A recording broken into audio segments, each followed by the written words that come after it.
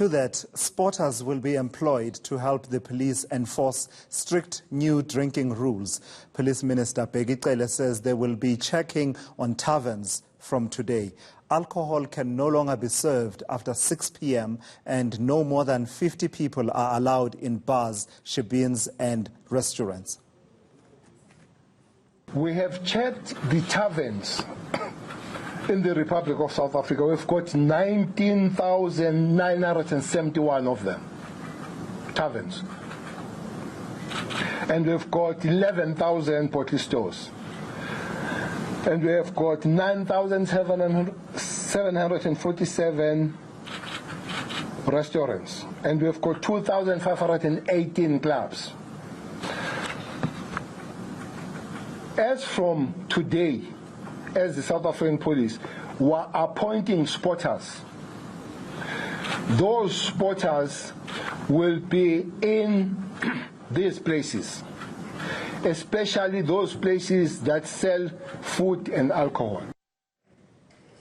Well, the police minister was speaking at a briefing on how his department and the Justice Minister's department will be implementing the new COVID-19 regulations. Let me take you live now to eNCA's Barry Bateman, who was attending that briefing and joins me now from Pretoria. So, Barry, it's caused a bit of a debate, has these new regulations, particularly around the sale of alcohol and the likely impact on industries that are linked to the sale of alcohol.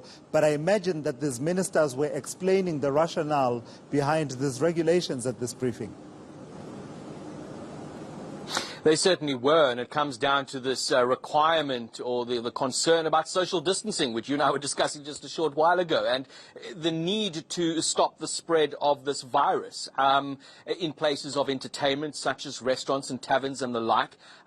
People sit in close proximity to each other, but there's also that added element of bringing in alcohol consumption. When people imbibe, their levels, they become irresponsible and so on. And this is the concern that the government has, and they believe that by imposing these restrictions, those limitations, firstly on the numbers, but then also on the operating hours, to dispense a product which creates some problems with certain people and, I suppose, communities. On that aspect, we heard those numbers that Cele was referring to about the numbers of taverns and the like. He just touched on the issue of crime, on the trends that they know already.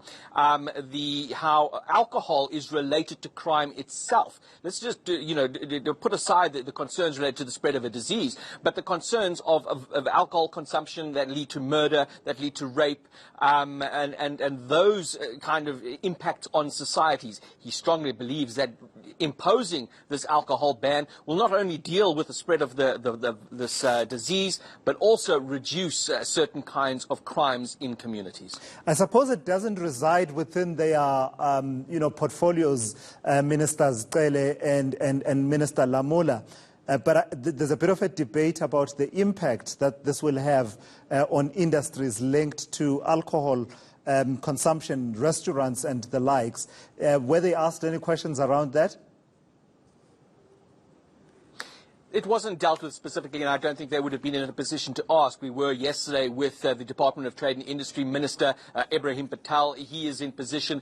He has put in place certain measures that are there primarily to protect consumers, but there are other measures that are there to try and help those businesses. But it's a balance, I think, to us, about the lesser of two evils. You have the economic impact if you have a rampant virus spreading through society and various communities, the impact this will have on the medical health services. So that is one cost you have to take into account, and then the economic cost that you refer to. And it's a balancing act. Where do you make the sacrifice? And I think in this instance, with these requirements on businesses to close at certain hours and to limit the sale of certain products at certain times, I think it's one of those sacrifices that needed to be made, and that is where government has made its decision. So we've entered a bit of a minefield, haven't we, Barry, in as far as regulations are concerned, because there have been so many that have been passed past, touching on so many aspects of our lives in the last few days since the President declared a national state of disaster.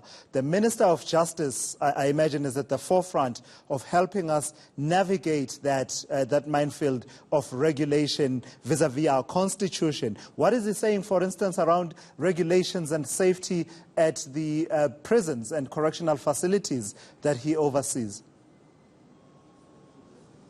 Well, that is certainly a hot spot. You just look at our prison system that we have, and it's renowned for being, infamously known to be overcrowded, people crammed into small cells, large numbers of people, and there's the basic services that are provided to our inmates are sometimes called to question.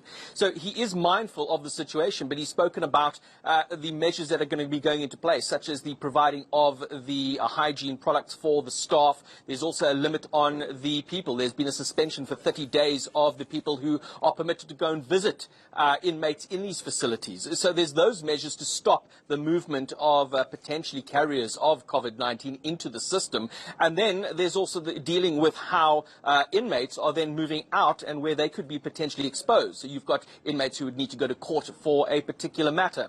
He says in that instance, where matters can simply be postponed, they will be done via video link. So there still will be a court appearance. The justice system must still roll on. But this will be done through means that would limit the actual physical contact between people on the inside of correctional facilities and those in the courtroom. So there's those mechanisms being put in place. However, where it is needed that somebody would still have to go to court, that is going to take place. People will still have to testify in trial and so on. But it would be on a case-by-case basis and limited. Right, Barry, on a lighter note, I don't know if you saw the video of the Ugandan President Yoweri Museveni addressing the whole issue around the impact of alcohol and him talking about drunkards, when they speak, they spit. When you compare the impact of his messaging with the messaging you heard there around the rationale for limiting the sale of alcohol, what do you think? Which one is more effective? Which one was more powerful? Yeah, I wouldn't have been surprised if I'd heard those exact words coming from our former General Bheki Cele. I think he could probably muster up something very similar to send a strong message, stomach in, chest out, if you will.